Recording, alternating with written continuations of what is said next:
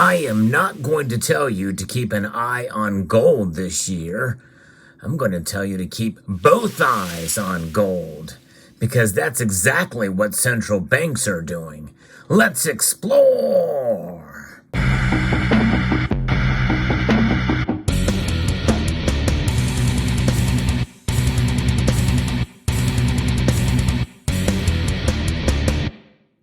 And just as we watch gold and what it does in the markets, central banks are doing it as well, and they are accumulating gold. We know that they've been accumulating it in record numbers over the course of last year in 2022. In fact, as I referenced an article here from FT.com, you have another piece we're going to look at as well too. But annual gold demand increased 18% last year to 4,741 tons, which was the largest amount since 2011. And we know that that's driven by a 55-year high in central bank purchases. You've heard me talk about that several times in multiple videos, and I think it's big news, folks. And the World Gold Council is certainly paying attention to this. And when you think about that, annual gold demand increasing that 18%, 4,741 tons, and that is over half of our gold reserves, if you believe that the gold is actually held in Fort Knox and in the central bank there of New York. But central banks hoovered up gold at a historic rate, especially in the second half of the year. A move many analysts attribute to the desire to diversify reserves away from the dollar after the U.S. froze Russia's reserves denominated in the currency as part of its sanctions against Moscow. There are also sanctions against Russian gold as well, too. You've heard me talk about that as well. And so when we see this kind of activity happening, we know that not only our enemies, but also our friends and allies are accumulating more gold. And it's not just because of that, geopolitical situations and war, but it's also because of inflation and central bankers, practicing modern monetary theory, and that's driving up inflation. Supply chains, and still reeling from the after effects of the pandemic. All that stuff is having an effect on inflation and the dollar and other currencies. And so you're seeing more and more nations become nervous and central banks accumulating gold. And so they're doing the right thing in that regard on one level, but on the other hand, they're doing exactly the wrong thing with this quantitative easing that they've been doing. And now they're tightening up, but that tightening up, the quantitative tightening, is something that is as a result of problems of their own making. And that is something that many people outside of folks in our community and astute economic analysts are seeing, and that's what happens. Governments and large institutions create problems that only they can fix. And, how do you have faith in organizations such as those that practice that type of thing? If you go back and you look at a chart of central bank gold purchases and selling since 1967, it goes back. There's large periods, large swaths of selling off of gold overall, or a deficit of gold overall compared to what is going in. It's not to say that during some of these times where you see these bars go down, where there's more gold going out than coming in, there's some that do buy some, but the overall positive is dramatically increased, especially in that fourth quarter.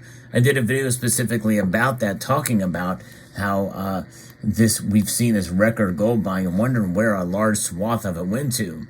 We now know that in Turkey led with 400 tons, and China, which reported buying 62 tons in December, many people feel that China bought some more under the radar as well too. So then the question is what are they going to do now in 2023? We're seeing a trend of massive gold buying. And in fact, in reality, we've not seen this dramatic of a rise especially for a sustained period of time since before 1950. Let that sink in, folks. Not a lot of people are talking about this. When you look at the data, the amount of consistent net positive amount of tonnage going into central banks, we've not seen this amount since 1950. And that's pretty remarkable for this sustained amount of buying. And so therefore, the trend line is, and even from what the signals are, we are seeing more and more indicators that central banks are going to continue on their path to accumulating more gold. And net purchases by these banks increased each quarter, and they're going to continue. It would be very interesting to see what the first quarter of 2023 is about. And 25% of central bank respondents, according to a survey published by World Gold Council, said they have plans to increase their gold reserves. This ratio has increased each year since 2019, when only 8% expected to increase their gold reserves. So now a full quarter of them say they plan to do so. This continues a trend from the global financial crisis, when central banks switched from being net sellers of gold until about 2007 to net buyers every year since 2008. Average annual net gold purchases have been 419 tons, according to the World Gold Council. Central banks telegraphing their gold sales could significantly impact the market. It certainly appeared to have in the UK Treasury sales of 1999 through 2002, which were announced by then Chancellor of the Exchequer, Gordon Brown, ahead of time, and gold prices fell. And the UK sold at an average of $275 an ounce. In fact, some of it, I remember a specific number during that time, because I remember thinking, man, should I get gold because its price has fallen? Nah, because it's cheap now, and likely it'll probably go lower and probably hang out here for a while. Boy, was I wrong. I should have bought more gold then. But hey, hindsight is 20/20, they say. And I've got to think of a different number than that, though. But that's clear vision. It's also the year of the black swan. But nonetheless, this time with central banks appearing to telegraph further buying, prices could go the opposite way now. And that's kind of where my gold prediction video comes into play. And I feel even more better about my prediction for gold in 2023 than I did when I even recorded that video. If you've not seen it, I'll try to link to it at the end screen of this video. But I'm fairly bullish on gold, and I think now more than ever we're going to probably see that, even with gold prices pulling back fairly dramatically here in the past couple of days. But nonetheless, I'm bullish overall on gold and have been for a while. And we have to also pay attention to China, obviously.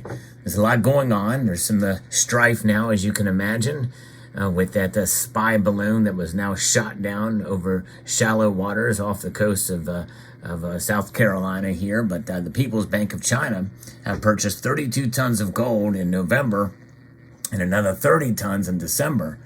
These are the first purchases by the Chinese central bank since 2019 and could mark the beginning of regular addition to its reserves. That's the first reported. They're missing that in this article from IG.com. They're missing the fact that it's the reported amount that they bought. They very well could have bought more from other channels, likely Russia. Russia is the second largest producer of gold in the world. And so more than likely, probably, they have picked up more from Russia. The return of the Chinese bank to the gold market is significant because its $3.4 trillion in foreign exchange reserves dwarf gold production of 3,580 tons, which at $2,000 an ounce would be valued at almost $250 billion. And since news broke in December of 2022 that China is once again buying gold, the yellow metal has jumped in price from $1,800 to $1,910 per troy ounce. And now, as of the recording of this video, gold has pulled back a little bit, but is still very close to $1,900 again. And so gold is resilient, and I think that's why central banks are holding gold. I posted a video recently, encouraging you, the viewer, to consider being your own central bank. I'm going to try to link to that video as well at the end screen of this video, because that's what it's about. There's an old adage, pay no attention to what they are saying, but pay a lot of attention to what they are doing. In this case, though, I think we should probably revise that a bit, because they are doing two different things. These central banks are doing quantitative easing as well as accumulating gold. But in reality, there's not much easing these days. There's some tightening, but regardless, in this case, we do what they are doing, and they are accumulating gold. And that is, I think, something that we should consider doing. And by the way, this message also goes out to the most ardent silver stackers out there who may not have considered gold before as the ultimate store of wealth. It was J.P. Morgan that said, gold is money, everything else is credit. Now, does that include silver? I don't think so. I believe silver is money. I believe it is dormant money, or sort of commodity money. It does have a dual purpose and a dual role that makes it much more volatile. But I believe as an even more abundant and robust store of wealth, especially in a small space, you do very well with having some gold in your portfolio. So there you have it. Let me know what your thoughts are in the comment section below. Hope you found this video insightful and informative. I would like to extend a multitude of gratitude to you all for taking the time to watch this video, and to encourage you to please rate, share, comment, and subscribe.